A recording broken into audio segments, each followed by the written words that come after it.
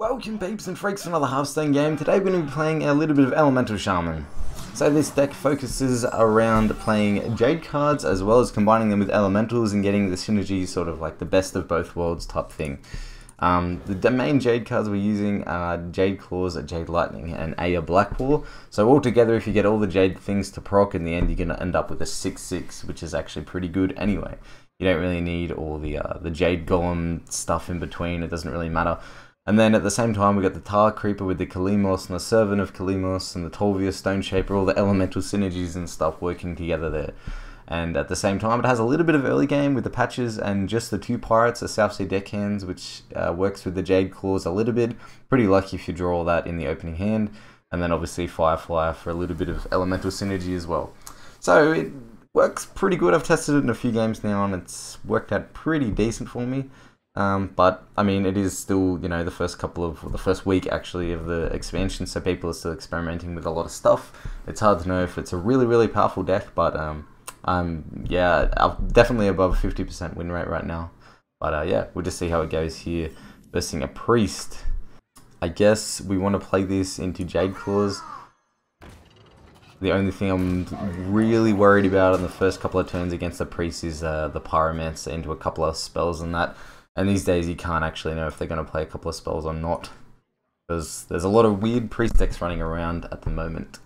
But we'll see. It would also actually be the Silence Priest thing that we've been seeing a little bit.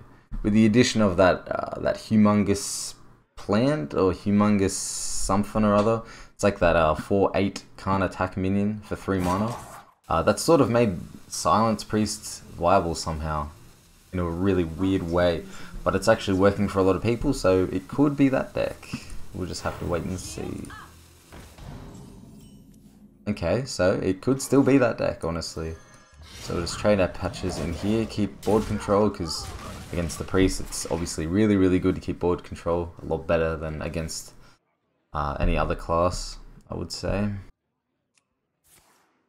Okay, good to see. We're just going to totem up here. Unfortunately, we can't play fast to get hold of more board. I'm going to play this on turn 4 if he doesn't put too much pressure on us, because then we can play Servant of Kalimos and discover a nice elemental then. Seems like more of a value matchup and less of a fast-paced rush him down. I don't think we'll be able to rush this Priest down, especially with this hand. Not anymore. I think we're going to have to try and look for value with this guy. Wow, okay, just healing again.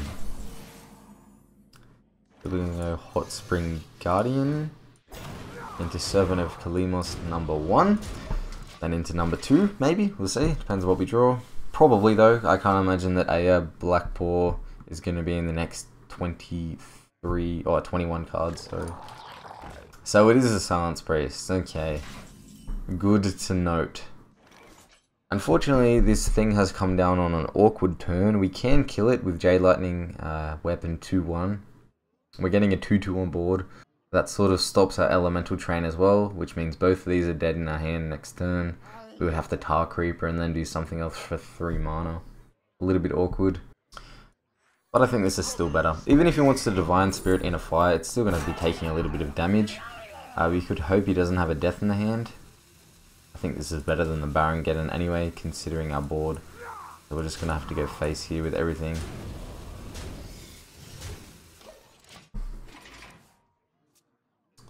Hopefully he doesn't have any AoE, any Pyromancer combos or anything like that. That would be pretty bad.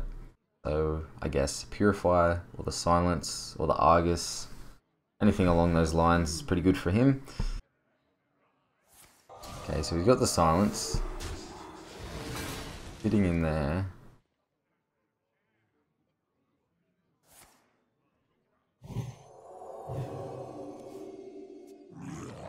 Okay. Well, I mean, that's pretty good right now. It's definitely not bad. This is going to go to a 3 mana. It's going to go to a 2 mana. So let's just do that now. I think we need to keep our pressure up right now. Okay, chuck our Jade Lightning in and trade off our weapon. Just check damage actually. What's this? 8, 10, 14. Really close, but unfortunately not close enough. I'm gonna trade off my totem here. Go face with everything. So we don't have any damage to really finish him off there with that 2 damage at the end. So that's why I was a little bit hesitant about just going all face. Sort of need to make sure to clear the board here, especially with this type of priest. This type of priest is all about board control. If he doesn't get board control at any point in the game, then he just loses. So while we're doing it like this, I think we are going to play the Earth Elemental this turn. It's just a question if we should clear that or not. I don't really want to leave that up for the same reason last turn though, so we're probably just going to Maelstrom Portal that. Do it like this. Okay. Just trade these guys in. Protect this against some sort of Pyro plays. Because I'm pretty sure this deck runs Pyro, and keeping those 1 health minions on board is a little bit of a liability.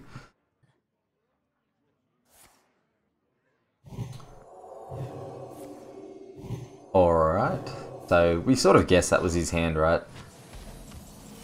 There's not much else he could have done with so many dead cards in his hand. So yeah, that's the Silence Priest matchup, I guess you could say. Obviously just concentrate on killing their board.